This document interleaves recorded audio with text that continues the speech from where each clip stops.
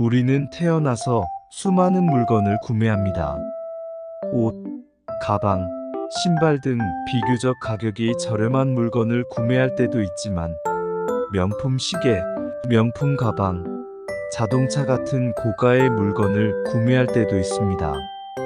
그중 부동산과 집은 내가 태어나서 구매하는 물건 중 가장 고가의 상품 중 하나일 것입니다.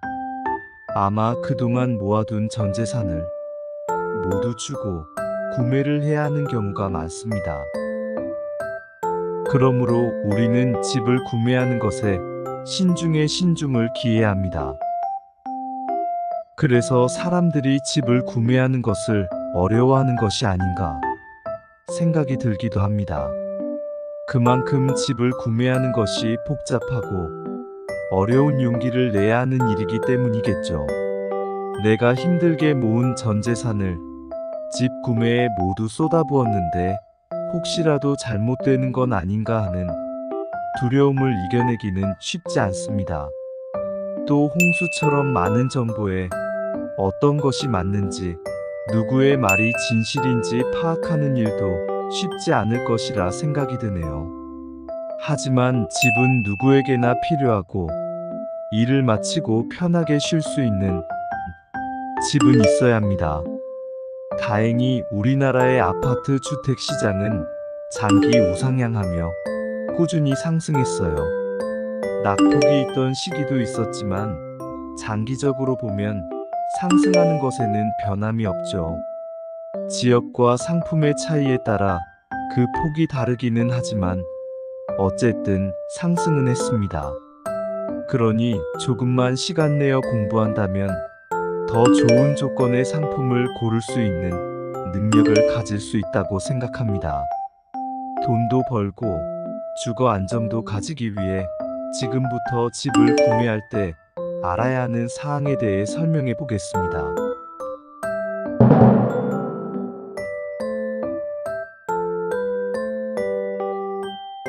1. 집 구매는 충분한 기간을 두고 알아보자.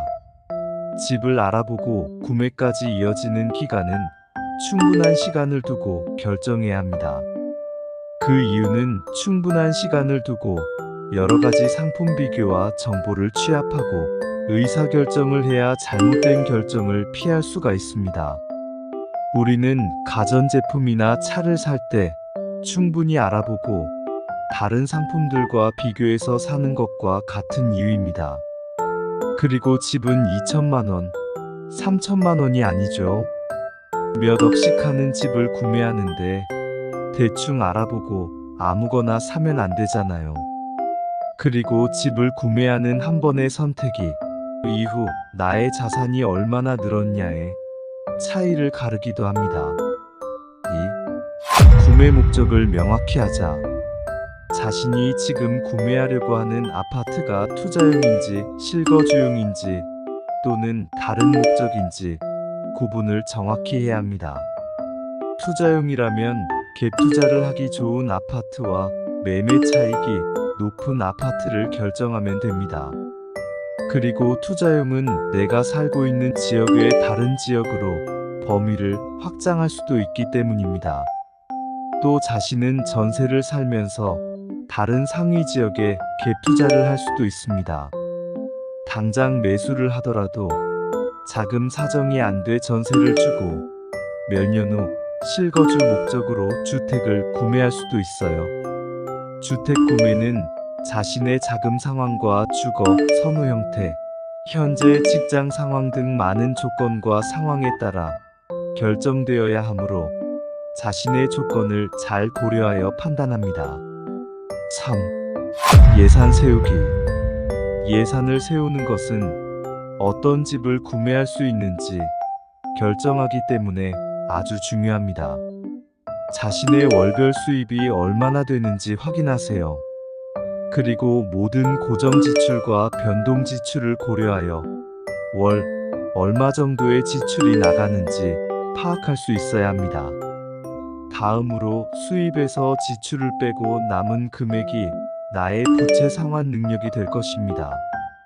그리고 지금 보유하고 있는 목돈을 얼마나 가지고 있는지 확인하고 대출이 얼마나 가능한지 확인해야 합니다. 은행에 전화를 할 경우 현재 어떤 상품의 대출을 판매하고 있는지, 금리는 어떻게 되는지, 상환 방식 등을 고려하며 문의를 해야 해요.